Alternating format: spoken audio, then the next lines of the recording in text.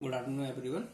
My name is Mahind Kumar Ranjan, and I have secured GATE All India Rank 80 into GATE 2016. Welcome to Target IAS.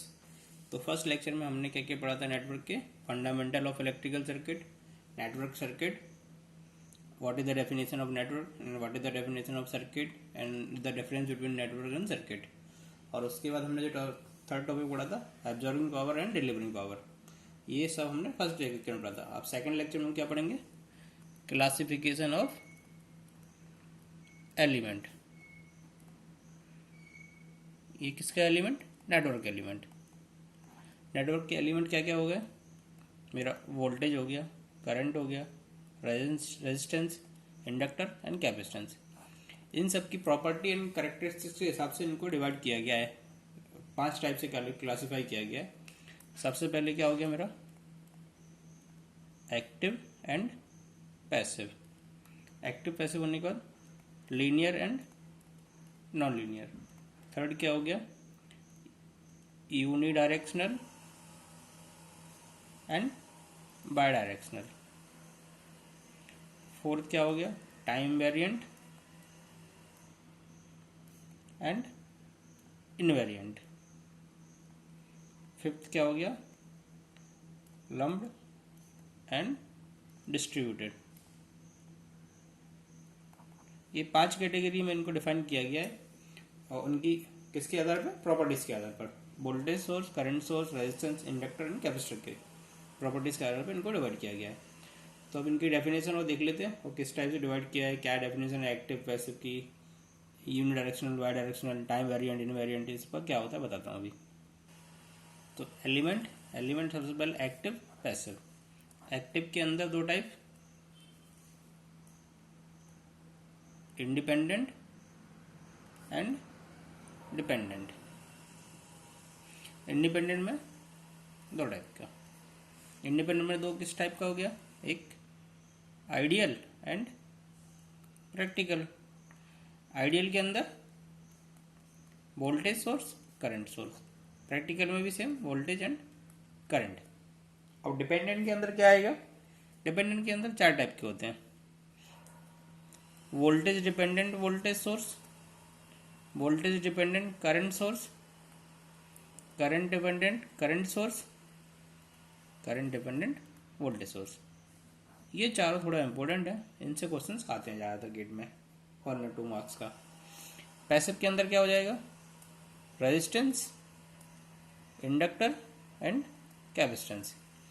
मेरा resistance भी linear हो सकता है और non linear हो सकता है. Same inductor linear, non linear. Same capacitor linear, non linear. अब सबसे पहले हम ये वाला पार्ट पढ़ लेते हैं. एक्टिव क्या होता है, देन पैसिव पढ़ लेंगे क्या होता है. अब एक्टिव की डेफिनेशन क्या होती है? एक्टिव की डेफिनेशन होती है when the element is capable of delivering energy for long time. Long time means infinite time के लिए. कोई भी एलिमेंट हो गया, जैसे मेरा वोल्टेज सोर्स हो गया, करंट सोर्स हो गया, ये मेरा ट्रांजिस्टर हो गया, ऑप एम्प हो गया, ये सब क्या होते हैं मेरे? एक्टिव है. एक्टिव में मतलब क्या हो गया? इनके अंदर इनमें जो इनका इनका कैपेबल है मेरा पावर इनफाइनाइट टाइम के लिए सप्लाई करने के लिए, मतलब सर्किट रन करने के लिए इनके पास पावर है कि वो सर्किट को रन कर सकते हैं विदाउट अदर सोर्स के, मतलब किसी दूसरे सोर्स के. तो ये मेरा पूरा एक्टिव हो गया, एक्टिव एलिमेंट आ गया इसमें. तो एक्टिव एलिमेंट की डेफिनेशन क्या होगी? When the element is capable of delivering energy independently for long time. Long time is infinite time. Second definition क्या होगी? When the element is having property of internal amplification. Amplification नहीं होगा तो वो मेरा रन नहीं कर पाएगा सर्किट को इनफाइनाइट टाइम के लिए. इसलिए एम्प्लीकेशन बहुत जरूरी है उसके अंदर. अगर एम्प्लीफिकेशन नहीं कर पाएगा तो वो मेरा कुछ सर्टेन टाइम तक जाएगा, सर्किट को रन करवाएगा, जैसे 0 to t तक. लेकिन मुझे इनफाइनाइट टाइम तक चाहिए कि मुझे इनफाइनाइट टाइम तक वो कंटिन्यूस सर्किट मेरा चलता रहे. तो उसके लिए मेरा उसका इंटरनल एम्प्लीफिकेशन बहुत ज़रूरी है. तो इसके एग्जांपल क्या हो जाएंगे मेरे? Voltage, current, transistor, op amp. अब मेरा जो वोल्टेज एंड करंट हो गया, ये मेरा क्या हो गया? इंडिपेंडेंट हो गया. एंड ये दोनों क्या हो गए मेरे, डिपेंडेंट हो गए। अब ये इंडिपेंडेंट क्यों हो गया और डिपेंडेंट क्यों हो गया वो देखते हैं अभी। इंडिपेंडेंट किस लिए हो गया, क्योंकि ये मेरा वोल्टेज एंड करंट दोनों कैपेबल हैं किसी भी सर्किट को रन करने के लिए फॉर इनफाइनाइट टाइम। अगर ट्रांजिस्टर लगा दूंगा मैं, तो ट्रांजिस्टर में क्या है, इसको मुझे रन करने के लिए पहले वोल्टेज अप्लाई करना पड़ेगा। वोल्टेज अप्लाई करने का पड़ेगा, तो ये मेरा ट्रांजिस्टर किस पर डिपेंडेंट हो गया, इनपुट सप्लाई पर डिपेंड हो गया ये। अगर मैं इनपुट सप्लाई नहीं दूंगा तो इंटरनल एम्पलीफिकेशन कर ही नहीं पाएगा transistor. Same case op amp में, ऑप एम्प एम्पलीफायर है नो डाउट, बट एम्पलीफायर होने के लिए उसको क्या, कुछ इनपुट सप्लाई चाहिए। अगर सप्लाई नहीं होगी तो एम्पलीफाई किसको करेगा। तो ये मेरा डिपेंडेंट हो गया और ये इंडिपेंडेंट हो गया।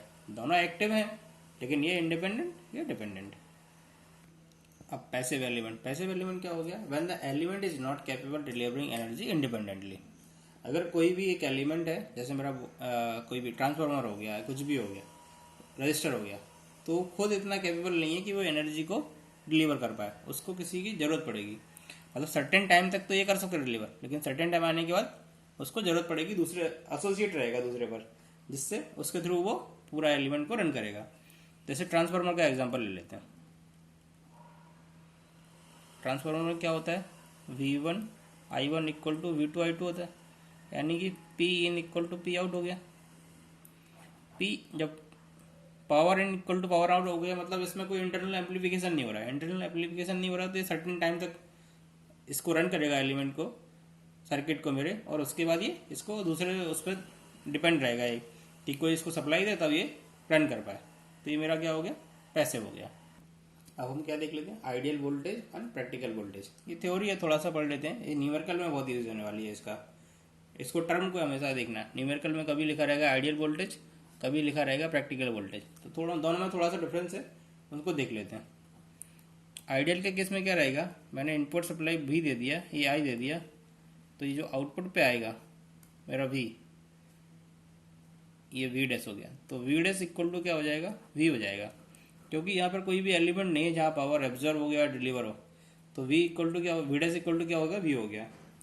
तो इस केस में क्या रहेगा, जो V एंड I का करेक्टरिस्टिक रहेगा, V इधर I कांस्टेंट रहेगा हमेशा, क्योंकि कोई वोल्टेज ड्रॉप ही नहीं हो रहा कहीं पे, तो ये हमेशा कांस्टेंट रहेगा इनफाइनाइट टाइम के लिए। सेम केस प्रैक्टिकल में क्या रहेगा, जो इंटरनल रेजिस्टेंस रहेगा और सोर्स का, उसका वैल्यू रहेगा कुछ RS। तो इधर जो V आएगा, तो इस केस में क्या रहेगा, इसका जो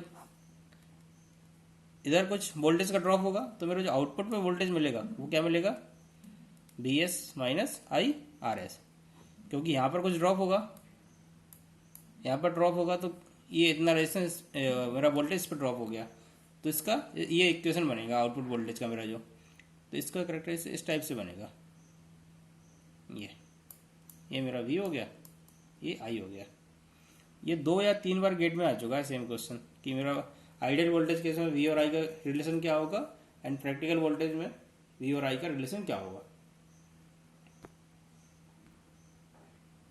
तो अभी इसमें क्या होगा, मेरा RS का value not equal to 0। RS मतलब सोर्स का वैल्यू, वोल्टेज सोर्स का resistance.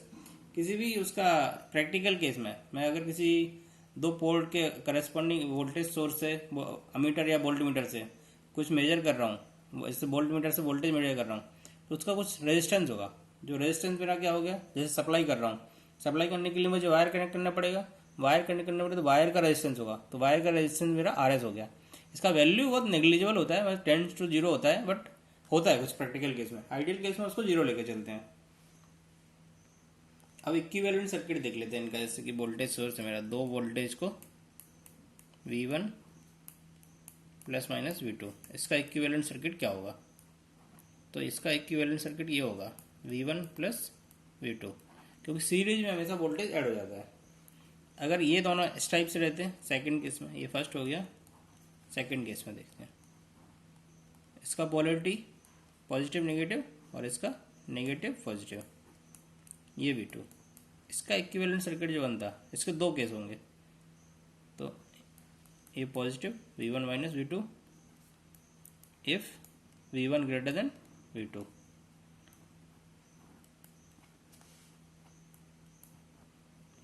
V2 minus V1 if V2 greater than V1। ये दो केस बनेंगे इसके कि किसका वैल्यू ज़्यादा है उसके बेसिस पे पोलरिटी डिसाइड होगी।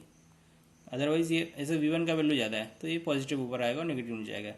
अगर V2 की वैल्यू ज़्यादा होगी मैग्नीट्यूड में तो ये V2 पॉजिटिव नेगेटिव इधर आएगा और पॉजिटिव इधर आएगा।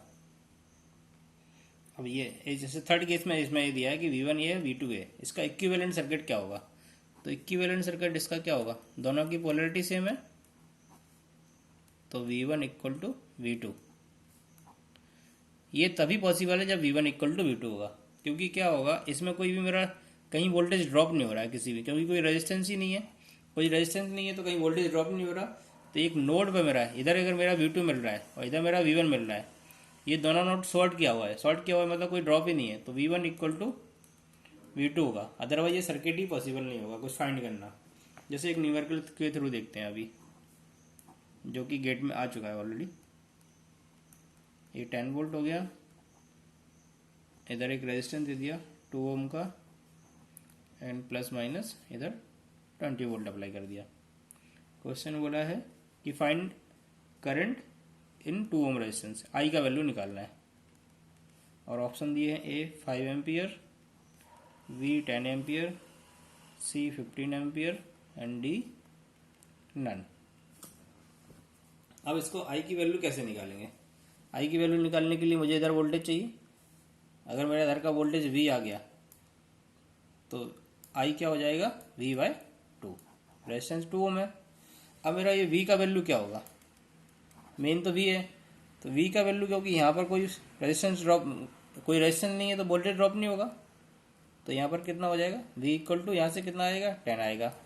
जब मैं इसको पकड़ूंगा तो यहाँ पर भी कोई वोल्टेज ड्रॉप नहीं है तो इस हिसाब से 20 आ रहा, मतलब V का वैल्यू दोनों केस में अलग अलग आ रहा है, डिफरेंट आ रहा है, तो ये मेरा सर्किट ही पॉसिबल नहीं है। इसलिए मेरा ऑप्शन क्या हो जाएगा नन ऑफ द अबव। मतलब क्योंकि ये इस नोड पे मेरा एक टाइम पे 10 वोल्ट मिल रहा है, एक टाइम पे 20 वोल्ट मिल रहा है, तो ये पॉसिबल नहीं है कभी कि एक नोड पे 2 वोल्टेज आ जाए। तो एक नोट है जो कि with respect to KVL, with respect to KVL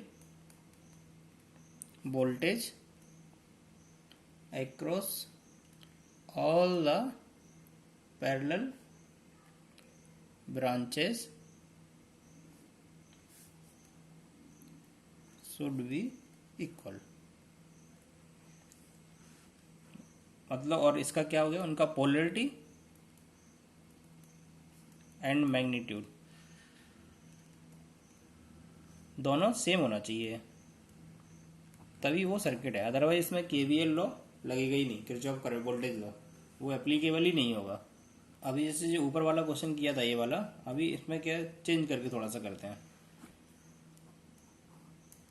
plus minus 10 volt plus minus 10 volt, ये 2 ओम। तो अब जो V का वैल्यू यहाँ का निकाल लूंगा मैं, तो अभी भी I निकालना है मुझे, तो I इक्वल टू क्या हो जाएगा V/2। अभी लेकिन क्या है इसके इसमें 10 वोल्ट एंड 10 वोल्ट दोनों का पोलरिटी भी सेम है एंड मैग्नीट्यूड भी सेम है, तो ये वाली कंडीशन सेटिस्फाई हो गई।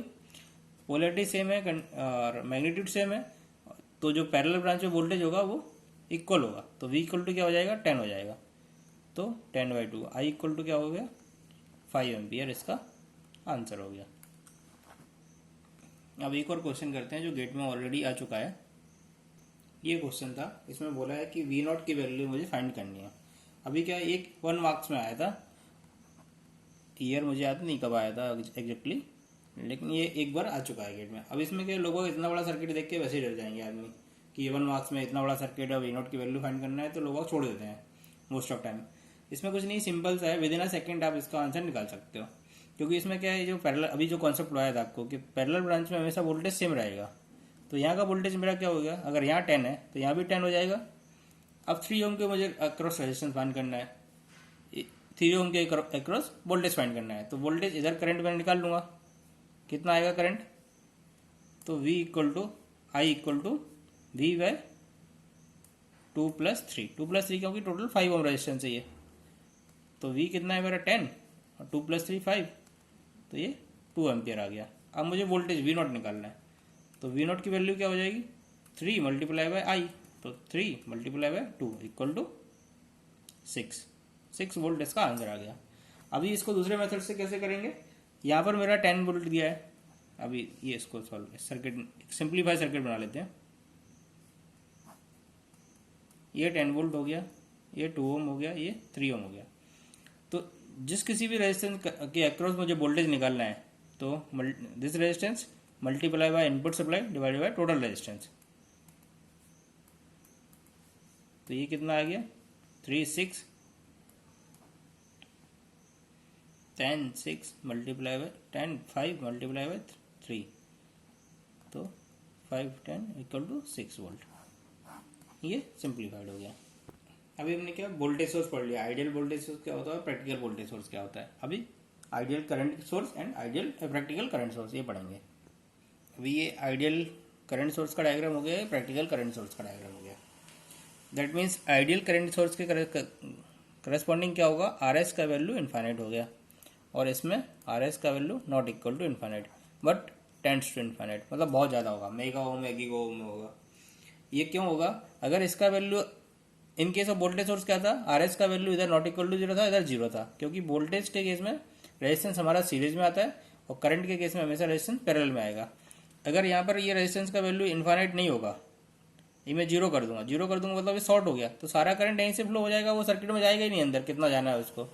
इसलिए इसका वैल्यू हमेशा इन्फाइनाइट होता है आइडियल केस में, और प्रैक्टिकल केस में टेंस टू इन्फाइनाइट होता है, मतलब बहुत ज़्यादा होता है, ताकि मेरा जो माइनर से माइनर करंट इसके अकॉर्डिंग इसके करस्पॉन्डिंग फ्लो हो, बाकी करंट पूरा सर्किट के अंदर जाए पूरा रन करने के लिए उसको।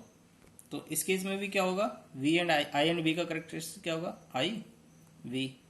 इधर भी कॉन्स्टेंट रहेगा, कहीं ड्रॉप ही नहीं हो रहा, क्योंकि आर का वैल्यू वो क्या है, इन्फाइनाइट है। तो यहाँ ये ओपन हो गया, ओपन हो गया मतलब यहाँ से करंट जाएगा ही नहीं, पूरा करंट अंदर जाएगा। और इस केस में आई वी, इस केस में सेम जैसा वोल्टेज सोर्स में था ना, प्रैक्टिकल वोल्टेज सोर्स में सेम प्रैक्टिकल करंट सोर्स में रहेगा। इसका इक्वेशन क्या आ जाएगा,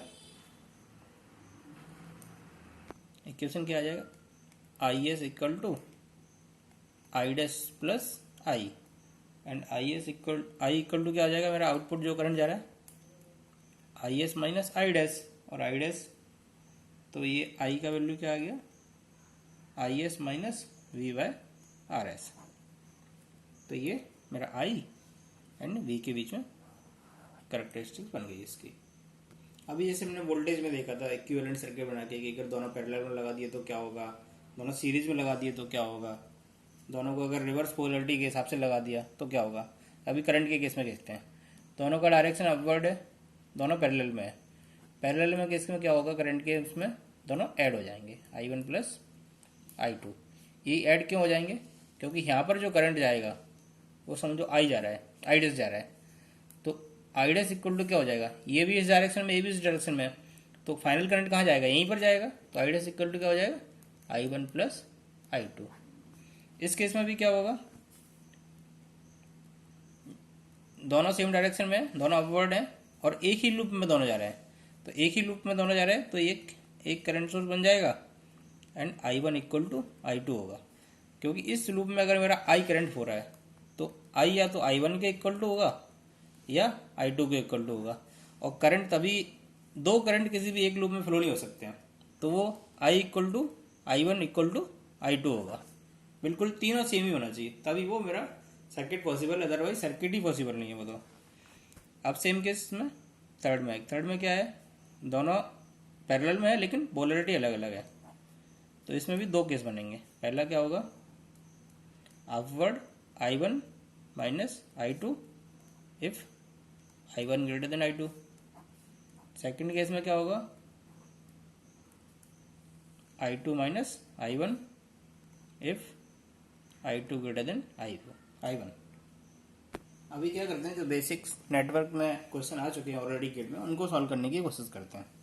अभी इसमें बोल रहा है कि assuming the ideal element in the circuit shown below, the value of VAB will be, value of voltage VAB, इस वोल्टेज की वैल्यू निकालनी है VAB।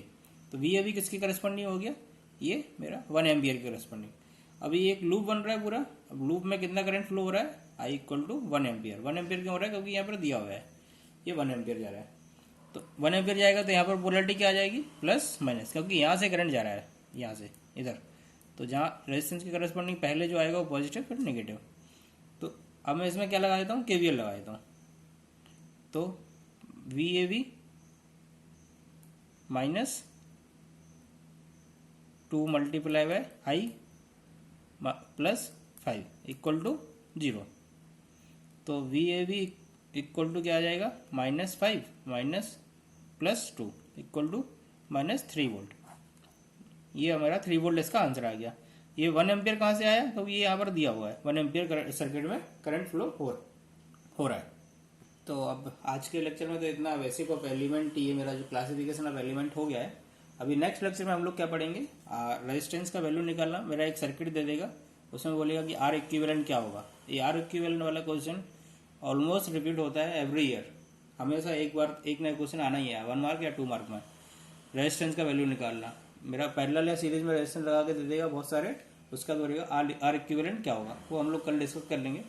उसके बाद नेक्स्ट टॉपिक पढ़ेंगे ओम्स लॉ, देन उसके न्यूमेरिकल लगाएंगे R equivalent and ohm's law के। Okay, thank you.